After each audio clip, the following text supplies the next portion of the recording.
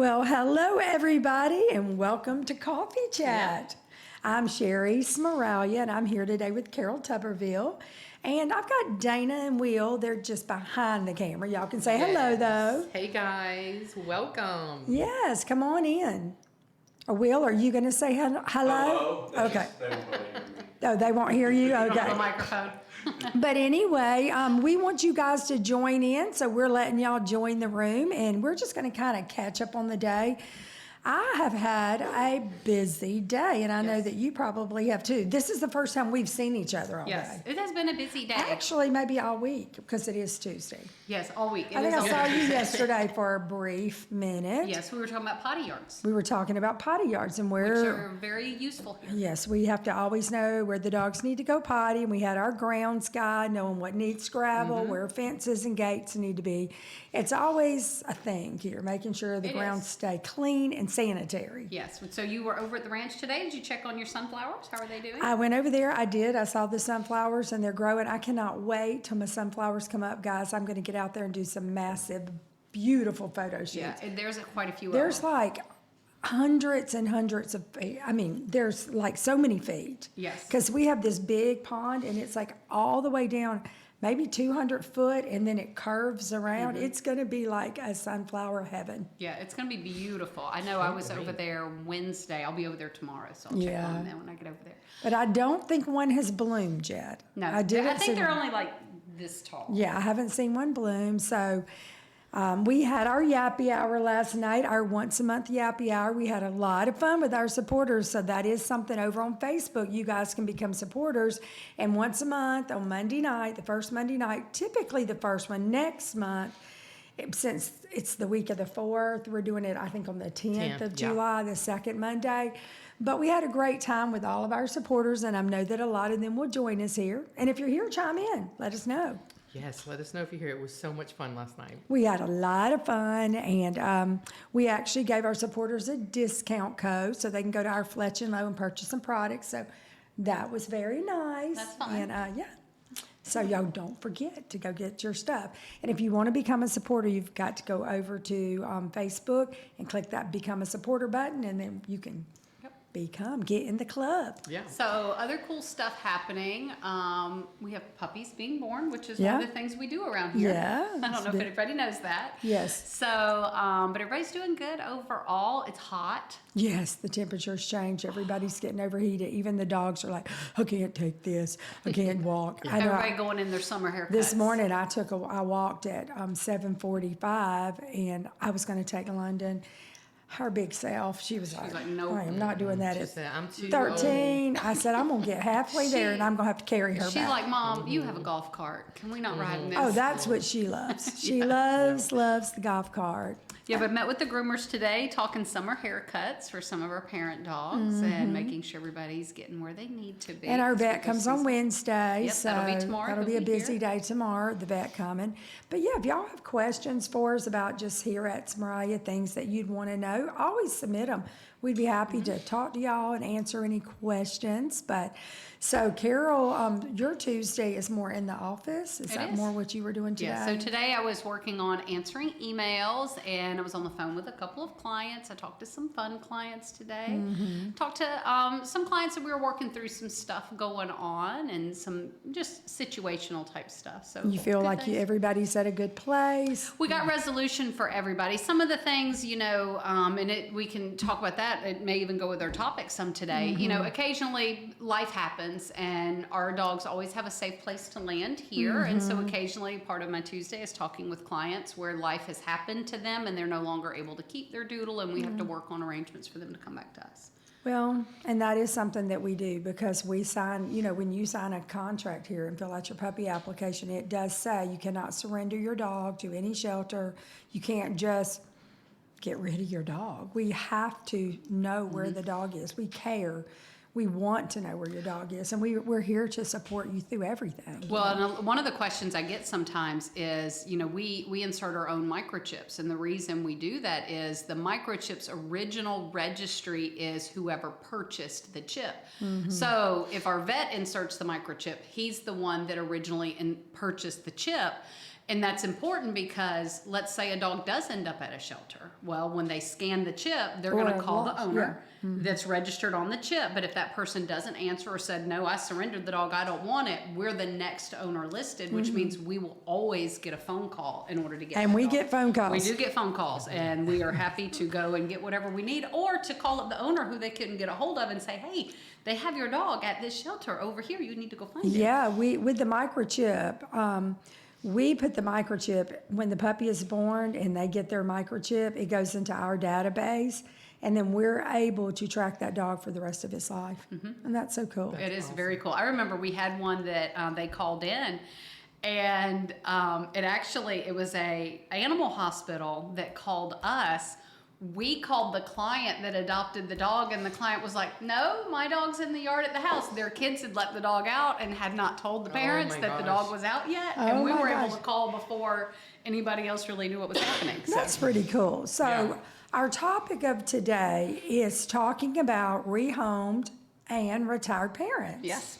Yeah. And that's a great topic, right? It's a great topic. Annette will enjoy this topic because she says, hey girls, I enjoy these chats. I learned so much. So you're going to learn more today, Annette. Oh, great. Well, see, the thing about it is that microchips are a great thing. When we've been microchipping our puppies, so when we originally started our program, we didn't do every puppy. It was by request. But then over the years, we just felt like it needed to be part of the package. When you get a of what we puppy, do. it's part of the puppy kit, the microchip, and everything like that.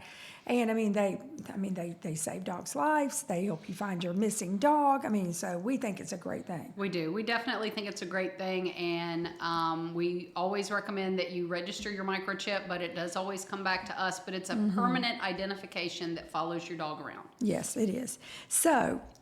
So many you guys have asked us about our retired parents, and we've been getting phone calls, and we mention it on social media and everything. Well, today we are going to introduce 10 of our dogs that are going to retire soon. They are retired, but they will be going home, over the next few days and weeks and months, and we're so excited. Yeah, we are very excited. I was at the chapel barn today, and I met with a family that's getting Carrington, and we are waiting on her. She was like, guys, so why her right now? And we said, well, she's due. We don't think she's pregnant. We've done ultrasounds. We've done everything. We don't think the pregnancy took, but we can't just risk it. So we're waiting to her actual due date, because there could be one puppy hidden in there. Yep. And then if she makes it to her due date, then we're going to schedule her spay, and then they're going to come back and get her, and they are so excited. So all the dogs that leave here go home spayed and neutered. Yes. That is a full requirement. Yes. Go home spayed, neutered, dentals, full Everything. check, everything done. So. And they're up to date on all their vaccinations and all that. So if y'all have any questions about it, but they are the best of the best to us. They are. are the dogs that we pulled as breeder's pick, that we loved all the puppies, but when we were looking at that litter, we were like, this is the one that we're keeping. And it was the one many people wanted. It was definitely one that a lot of people wanted. So, and then with our parents, one of the things too, so they live their life here, and they're on a schedule where they're like athletes while they're here. They're training and conditioning while they're getting ready for our program. They go through all their health screenings. We continue training and conditioning while they're here as part of their working life, and being the breeding dogs in our program.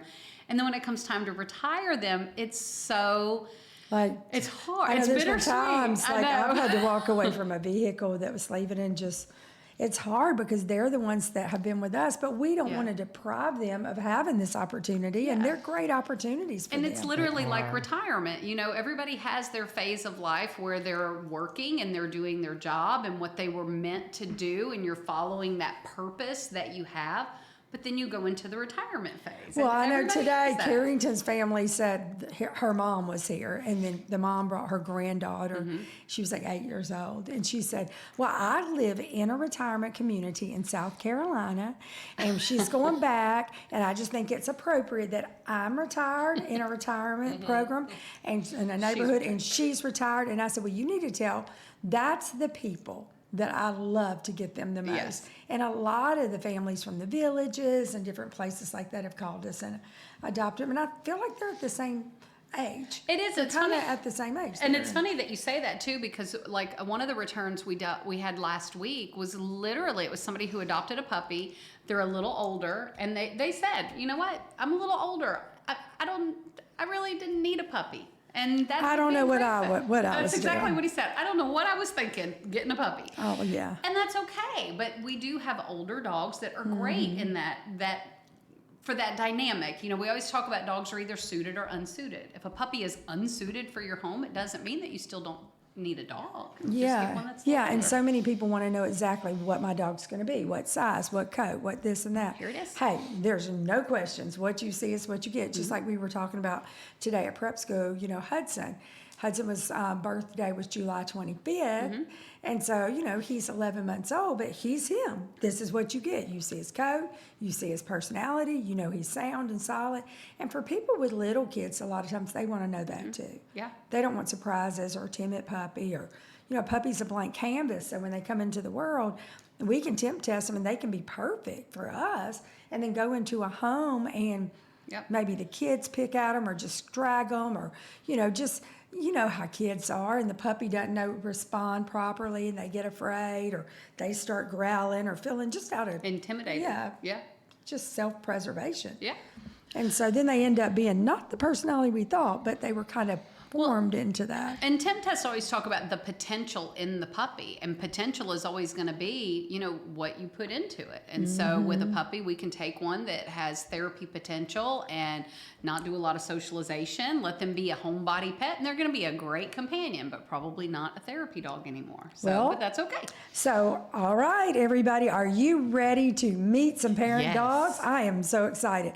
All right, so Will, let's go ahead and see who we have up first. Let's see our screen. Cannoli. Oh my gosh. Okay, parent dog spotlight. Look how pretty. Do you remember when? I remember when we got cannoli. Well, and it was that pasta litter. Yeah. Alfredo, cannoli, margarita. We had that whole group and gnocchi. 2017, Yeah. and Natalie was a part of picking out.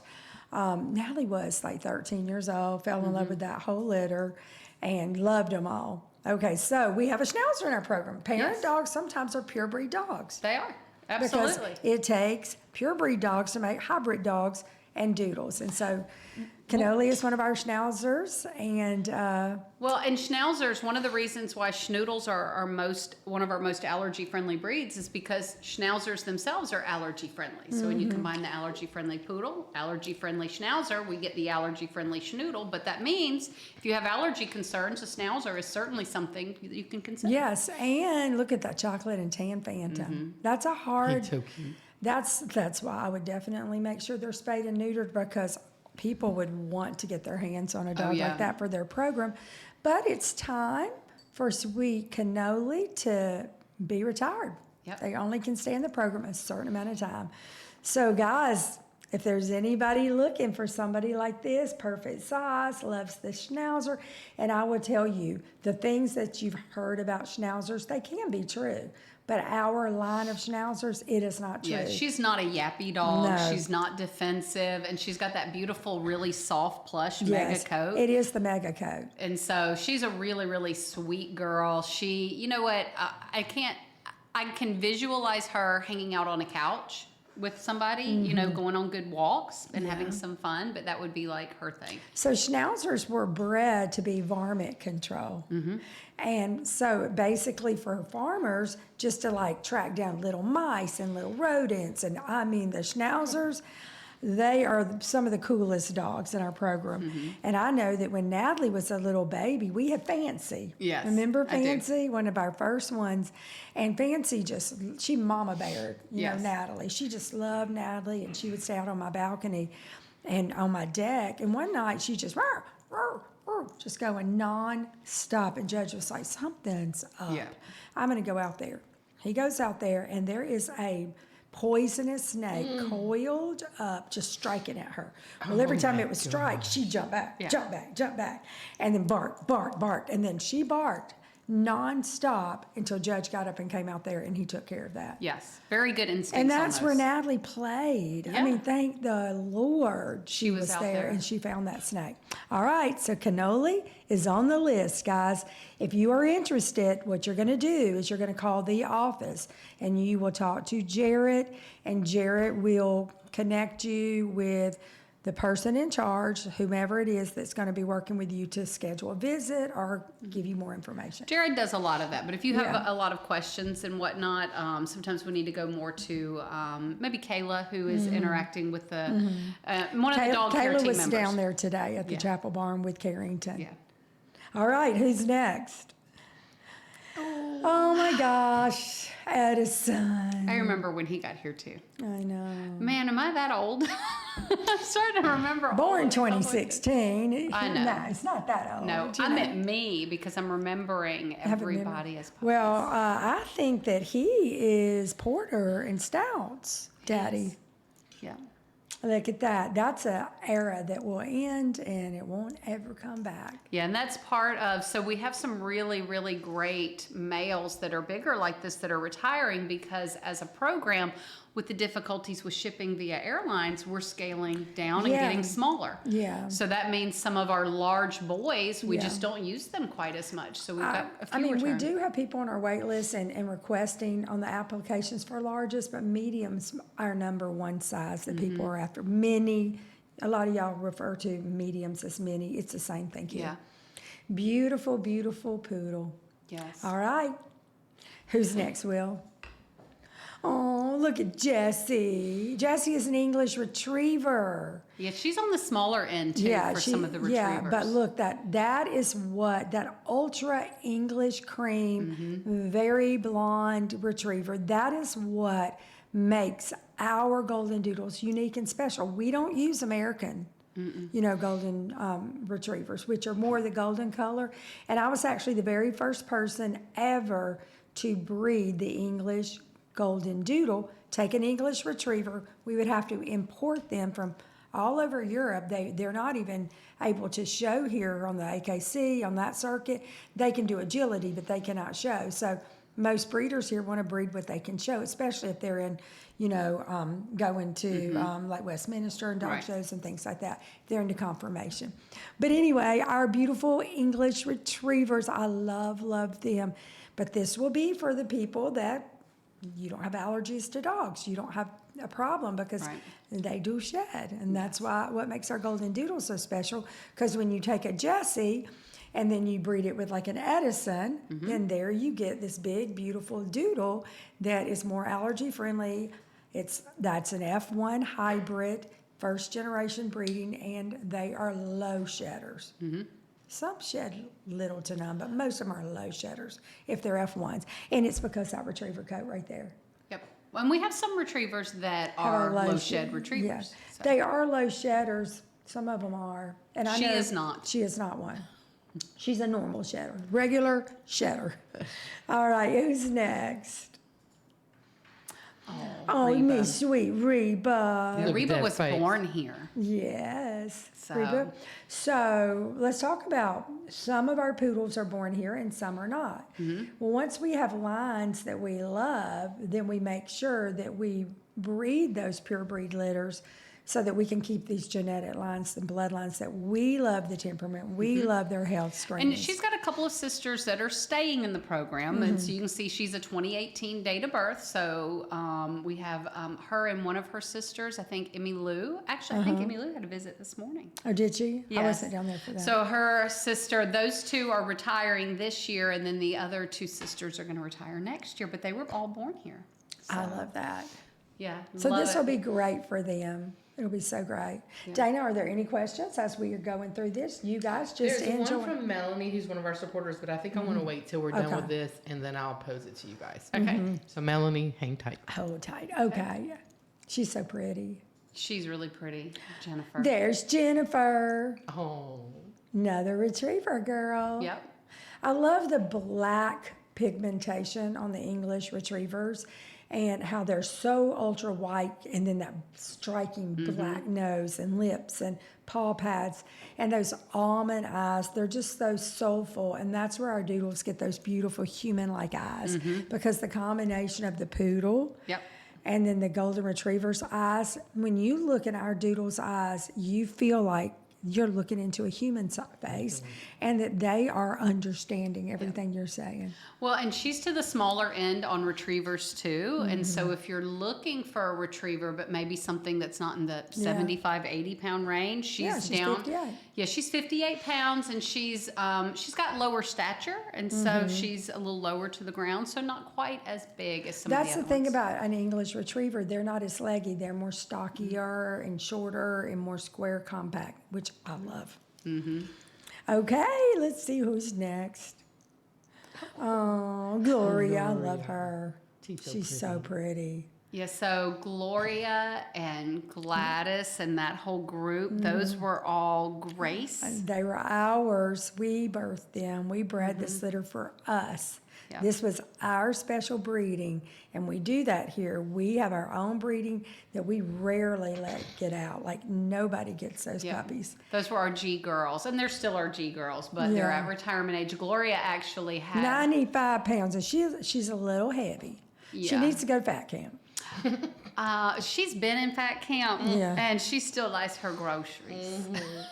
So No, that's one thing about retrievers. You have to watch them. They will eat and eat and eat. They do not have a stop button. yeah, she's 95, but probably should be about maybe 82-ish, 85. She probably could lose a good 10 pounds. But what happens is she likes to eat her food, and anybody that doesn't finish theirs, she will eat theirs too. She also enjoys the couch potato life.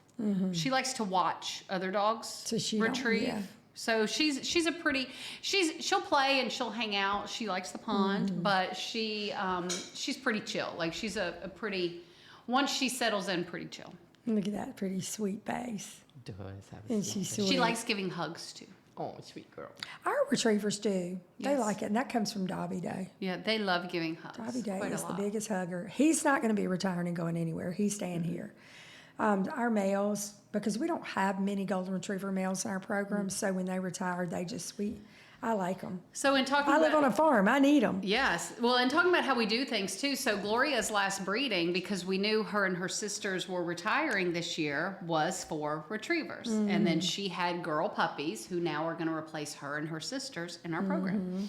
And we brought in a new puppy male last year, and he is phenomenal, tested out wonderfully, so beautiful. And so now we have the up and coming boys and girls, and so the parents, it's the right thing to do. It You is. just don't keep dogs in your program their whole entire life. And we It's have just to not plan right. for it. So Yeah. like we know we have dogs at the end of next year, and then the following year they're retiring that we're breeding When for they right come now. in the program, we know when they're going out.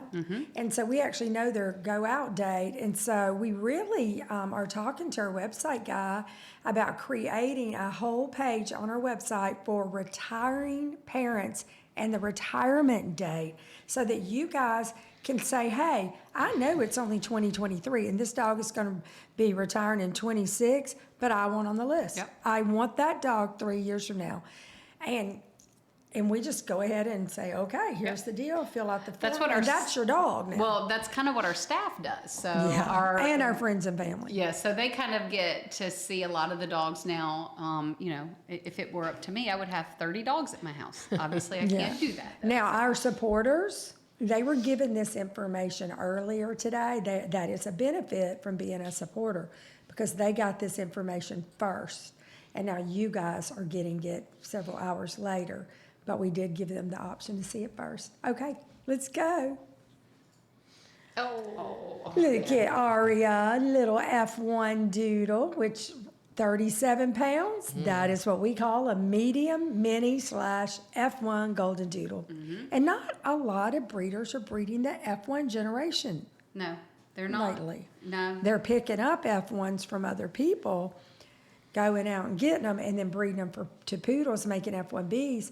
That is why we are so like hard-headed when it comes to spaying and neutering these puppies before they leave, because it's in their best interest, because so many people will not fill out, that they will just be dishonest on the puppy application, and then we will track them, and eventually we'll know Yep, that it is. they're in a breeding program, and that was not the agreement. Right. And there's reasons why some of the breeders are But not I breeding have F1s as breeders that much, I but- work with, so I have trusted breeders that I work with, a very tight inner circle. But you don't come in and just take these dogs and say you're going to have it for a pet. You're going to sign a contract, and then you're going to go out and basically, who knows what they're going to do with them. Well, the biggest thing too that we run into is we have the people who then get the dog and then say, oh, I have a Smeraglia dog and now I've bred it, so my dogs are the same as Smeraglia puppies, when they're not, because then if something goes on, we get the phone call and we didn't know anything about it. Yeah, we're like, what? It's like, huh? How did that happen? Yeah. But she's a sweet girl. She is. Love her. All right. And there's Gladys. another G Another G girl. girl. Yeah. Another sister. So I don't have favorites, but if I had to pick favorites, Gladys was my favorite of that group. Was like she? love her. She is so beautiful, really, really sweet. She also likes her groceries quite a Yeah. bit. So Yeah. but yes, I like her too. She's a sweet girl. Yeah, I was saying earlier that Gladys will be my granny name in the future. Oh, yeah, that's funny. Her kids make fun of her and call her that. Now, y'all could get two. You could keep sisters together. Oh, and the two girls would probably love that. So there's a minimal adoption fee, which it's pretty much what the application fee is. It's like right around $325, something like that. But the front office can give you more details about each one. Now, I do know that Jared's been waiving that fee if they enroll them in prep school. And I think in some cases, he's even doing a prep school deal, so you have to talk to him, hit him up for that. Find out what you can do just to transition them and make sure that they're exactly what you want them to be when they come into your home, your schedule, what your expectations are. Prep school can do that for Yeah, you. and timeline-wise, we like to do the spay-neuter, then send to prep school. Not send to prep school, then do the spay-neuter, because we want you to maximize that. We can do the recovery here and then let prep school work on training. Yeah. 81 pounds. Yeah, she a big girl. That's actually probably, she could lose a little, but not a whole lot. That's a good off of weight that. for her. Yeah, that's pretty close. All right, let's see who's next. One more. Miles. Miles. F2 Golden Doodle. Yeah, that and looks look. like, basically he looks like a retriever. He does, and look at the date of birth. Yeah. So he's fairly young. So that's an example of what we were talking about earlier. We've got some young boys that were bigger, and because we are going to go smaller size-wise with our projected future on golden doodles and whatnot, he just he's ready to go. So to the mom. vision for him is that he basically is a golden doodle, but he looks like a retriever. A lot of people want doodles that basically are retrievers that don't shed, and he is that. Yes. So this guy right here, now he probably is priced different because he's so young. I don't know. Jared's got all that, we've got it all figured out. I don't have all those numbers, but that's a great opportunity right there. Still going to be a very good deal. Yes. Now, I will say he is very much like a little over a year old retriever puppy. Yeah. So you would benefit from some prep school. He's a great dog, very happy. Like you cannot look at him and not laugh and smile. He is the happiest boy, but he would definitely benefit from Well, some prep apparently school. he likes you. He does. I like him too. Him and I are buddies. Wasn't that great? We were just so excited to get to share this with you today. I know we talk about parent dogs, but we don't always show you the dogs and Yes. let you know which ones. And so these are the ones that we are working with right now, families, and we are going to screen them and make sure that they get the best family for them. Yes, for sure. And yeah, it's so bittersweet. I It really is. know. It's hard watching a lot of these go. I know. I'm so excited. So, Dana, any questions? Yeah, What so did Melanie say? Melanie's asking, should mouthiness be a concern for a puppy in prep school for 16 weeks? It depends on what your goals are and what you're looking for. I would say discuss that with the trainer And if you're not getting the answers from the trainer that you need, then kind of escalate it, talk to Sierra, and she'll forward it over to Charles to kind of get what you need. So mouthiness, it depends Our on the dogs intent behind are it. mouthy because they're retrievers, and their whole instinct is to be mouthy, to put things in their mouth, retrieve birds, put their mouths on things. Yeah. So that is part of their nature. Yeah, and in some cases, like especially for our dogs who have therapy and service temperaments, they use their mouth to try to initiate and engage in play. So there's certainly going to be a phase of time where they're trying to initiate and engage in play, where they've got to learn that this is either an appropriate way to do it or inappropriate. But if you have a situation where you're having a dog, and I'll give a great example. We just had Maggie who went home not that long ago, who needs to do behavior disruption.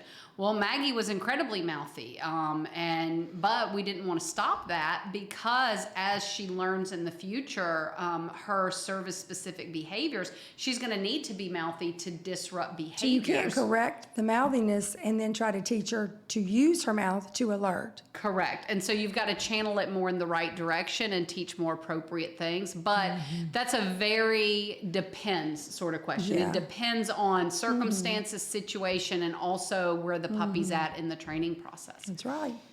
Well, Very that was a good question. Very good question. And I've enjoyed our coffee chat Yes, today. me too. Hanging out and learning, introducing them to our dogs. I love that.